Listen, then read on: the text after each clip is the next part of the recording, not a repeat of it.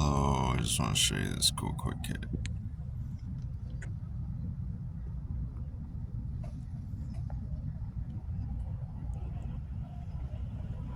Let's kill. And in case you don't know, man, that's my big homie right there. That's my big homie.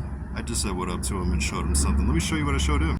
Hey, what's up, everyone? So I'm here in the Roswell, New Mexico City Hall location, and hey, look, man, I figured it out, dude. Guess who Richard's son might be? George Richard? Son? And then you got City Hall, another oddball. And look at this weird logo, man, you would never see. But it explains exactly the story of extraterrestrials. So their flying saucer is the power of Zia's sun.